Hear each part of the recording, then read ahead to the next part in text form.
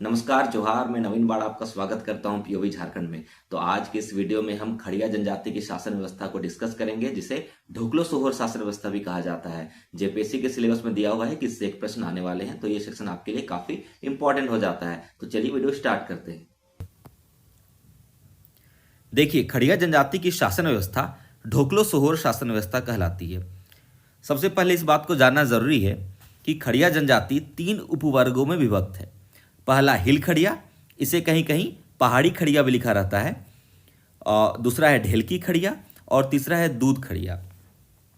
और तीनों की अपनी अपनी कुछ विशेषताएं हैं। अगर हम शासन व्यवस्था के स्तर पर देखें तो कई बार कुछ जो नाम हैं, कुछ जो कार्य हैं, वो अलग अलग तीनों उपवर्गों के अलग अलग मिलेंगे हमें। तो इस बात को ध्यान में रखते हुए हम आगे का पढ़ाई करेंगे। तो देखिए, ग्राम स्तर पर जो शासन व्यवस्था होती है उस पर बाकी जनजातियों की तरह खड़िया में भी प्रशासनिक प्रमुख और धार्मिक प्रमुख होता है।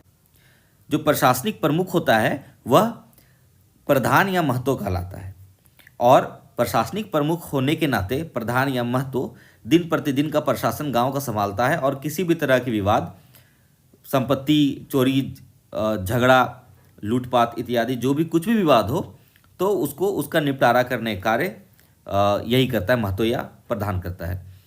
अगर हम धार्मिक प्रमुख की बात करें तो धार्मिक प्रमुख खड़िया के तीनों उपवर्गों में अलग अलग नाम से जाना जाता है। हिल खड़िया में यह देहुड़ी के नाम से जाना जाता है, जबकि ढेलकी खड़िया में यह कालो के नाम से जाना जाता है। अगर हम दूध खड़िया में देखें तो दूध खड़िया में धार्मिक प्रमुख को पाहन, बैगा या कालो कहा जाता है। तीनों नाम प्रचलित है, पाहन भी, बैगा भी और कालो भी। ठीक है। उसी तरह से अंतर्ग्रामीय स्तर पर देखें तो अंतर्ग्रामीय स्तर पर कई सारे गांव मिलकर एक संगठन का निर्माण करते हैं, जिसे अलग अलग नामों से जाना जाता है। तीनों उपवर्गों में अलग अलग नाम से जाना जाएगा। हिल खड़िया की सबसे सर्वप्रथम बात करते हैं तो हिल खड़िया में इस संगठन का नाम भीड़ा या चिरा लिखा रहता है। ठीक है, ये दोनों नाम प्रचलन में है। कई सारे बुक्स में भीड़ा नाम दिया रहता है और कुछ बुक्स में चिरा नाम दिया हुआ है। ठीक है, और सब ऑथेंटिक बुक ही है जो यूनिवर्सिटी में चलती है, जो स्कॉलर्स लिख के गए हैं। तो दोनों नाम हमें याद रखना है, भीड़ा या चिरा। इससे एक क्वेश्चन आया भी था एक साल। और इसका जो प्रमुख होता है वह डांडिया कहलाता है, कहीं कहीं से दानुडिया भी लिखा रहता है। तो डांडिया या दानुडिया एक ही है। ठीक है। हिल खड़िया में कई सारे दानुडिया में जो सबसे बुद्धिमान रहता है उसको बड़ा दानुदिया कहते हैं। तो ये जो डांडिया या दानुदिया है, तो कई सारे जो दानुडिया में जो सबसे बुद्धिमान होगा उसको बड़ा दानुडिया कहेंगे।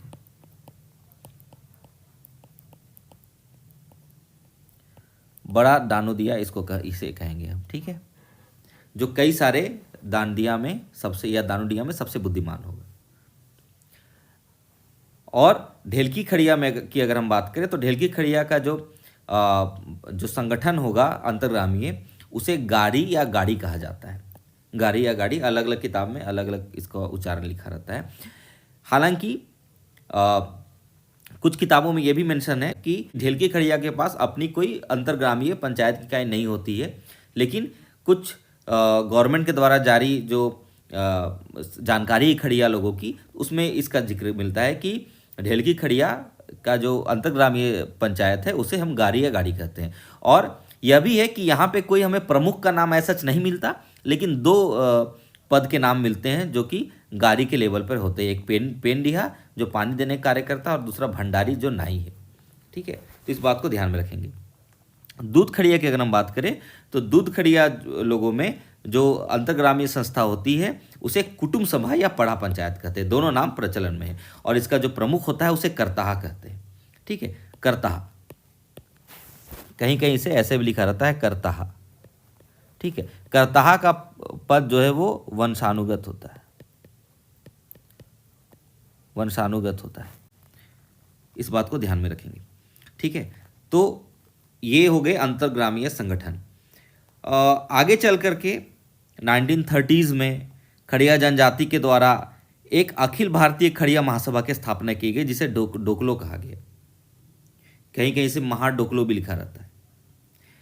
डोकलो का जो प्रमुख होता है उसे सोहोर या डोकलो सोहोर या खड़िया राजा के नाम से जाना जाता है।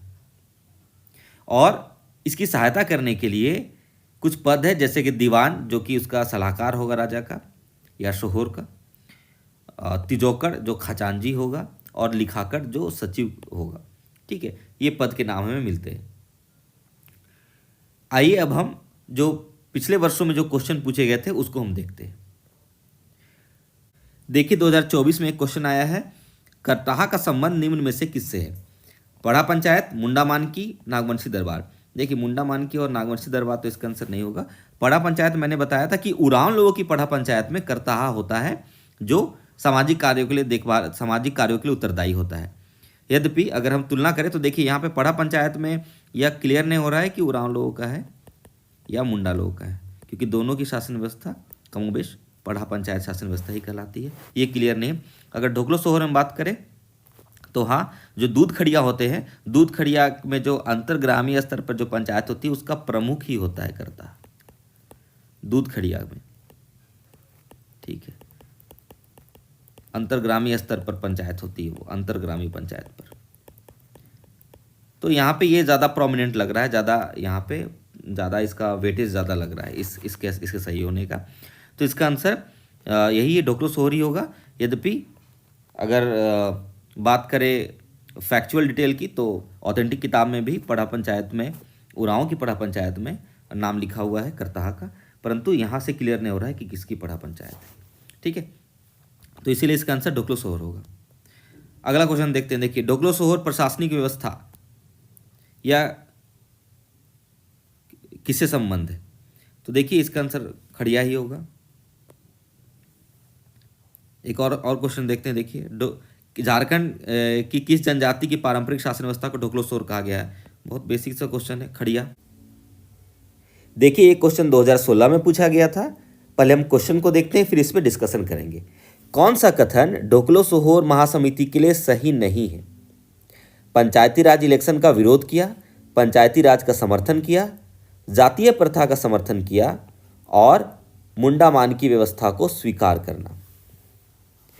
तो ये क्वेश्चन थोड़ा ट्रिकी क्वेश्चन कंसिडर किया जा सकता है, क्योंकि स्टूडेंट्स के लिए मार्केट में अवेलेबल जो ऑथेंटिक बुक्स हैं उस पर ढोकलो सोहर महासमिति के कार्यों के बारे में डिस्कशन ऐसा बहुत ज़्यादा नहीं मिलता है।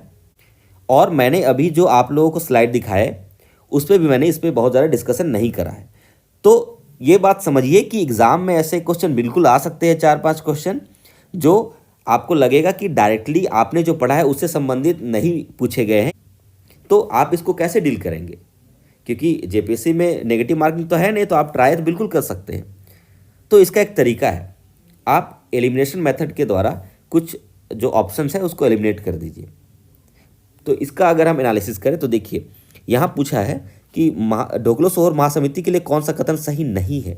इसका क्या मतलब होगा कि 3 जो सेंटेंस होंगे वो सही होंगे और एक सेंटेंस जो होगा वो गलत होगा, और वही हमारा सही आंसर होगा। चूँकि पूछा है कि सही नहीं है, इसका मतलब 3 सही है और एक ही गलत होगा, और उसी को हमें चुनना है यहाँ पे। तो कैसे चुनेंगे? तो कुछ बातों को देखते हैं। देखिए सबसे आसान यहाँ पे चुनना है तो ऑप्शन सी जो है वो चुना जा सकता है। जातीय प्रथा का समर्थन किया है, इंग्लिश में देखते हैं फेवर्ड कस्टमरी सिस्टम। तो इस बात को समझिए कि जो जनजातीय शासन व्यवस्था कोई भी है, चाहे वो ढोकलो सोहर हो या कोई भी, तो ये किस चीज़ पे आधारित होती है? तो जनजातीय परंपराओं पे आती है, जनजातीय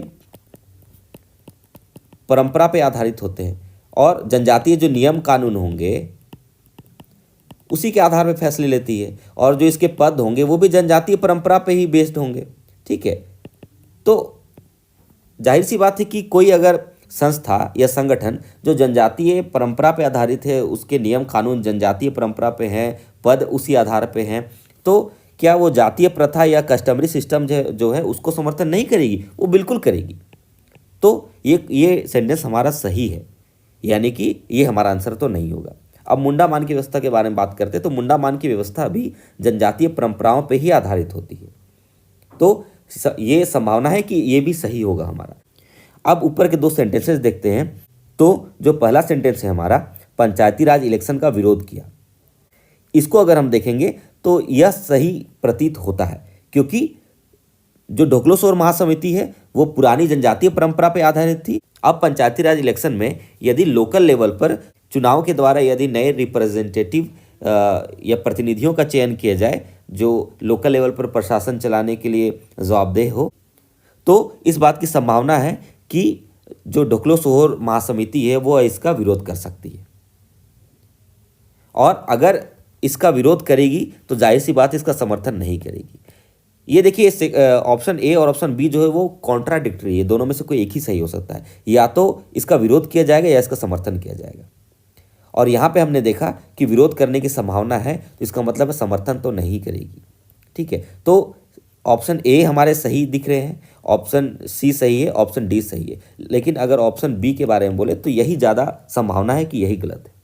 ठीक है, तो यही हमारा यहाँ पे ये तीन आपके क्वेश्चन आंसर ऑप्शन सही हो गए, ए सी डी, और बी जो है वो गलत है। तो अगर यहाँ पे देखा जाए तो कौन सही नहीं है, तो इसका आंसर बी होना चाहिए। ठीक है, तो इस तरह से एलिमिनेशन के द्वारा हम सही आंसर तक पहुँचने की कोशिश कर सकते हैं। थोड़ा सा कॉन्सेप्ट समझने की ज़रूरत है। अगर आपने जनजातीय शासन व्यवस्था के कॉन्सेप्ट को अच्छे से समझा है तो ये आपको बनाना इसके लिए आसान होगा। थोड़ा सा रीजनिंग अप्लाई करिएगा, एलिमिनेशन के द्वारा इस पे सही आंसर तक इस तरह के क्वेश्चंस को पहुंचा जा सकता है। ठीक है, तो ये मैंने जानबूझ के आपको इतना एक्सप्लेन किया ताकि एग्जाम में अगर ऐसे क्वेश्चन आए तो बिल्कुल डरना नहीं है ना, थोड़ा सा उसमें कोई ना कोई रास्ता जरूर निकल जाएगा। हिल खड़िया समाज पंचायत से बड़ी संस्था को क्या कहता है? ये देखिए 2024 में पेपर 1 में ये क्वेश्चन आया हुआ है। ठीक है, तो पेपर 1 में भी 10 क्वेश्चन आते हैं, उसमें एक क्वेश्चन आया हुआ है। अभी मैंने बताया, देखिए इसको चीरा कहा जाता है, भीरा या चीरा कहा जाता है। ठीक है, तो ये इतने क्वेश्चन आए हैं, तो आप देखेंगे कि मैक्सिमम जो क्वेश्चन आ रहे हैं वो बहुत बेसिक आ रहे हैं। अगर आपने नामों को पढ़ा होगा, उसके जो पदाधिकारी कर्मी होते हैं अंतर्ग्रामीय स्तर पर, ग्रामीय स्तर पर, ग्राम के स्तर पर, तो आपको क्वेश्चन ऐसा बन जाएंगे। कुछ क्वेश्चन हो सकते हैं ट्रिकी हो, कुछ क्वेश्चन थोड़ा टफ लगे, बट मैक्सिमम क्वेश्चन जो होंगे आपके वो आपको बन जाएंगे अगर आपने ढंग से पढ़ा है तो आप अपनी तैयारी अच्छे से करते रहिए। मैं जल्दी ही अगले वीडियो में आपसे मिलता हूँ, तब तक के लिए धन्यवाद, जोहार।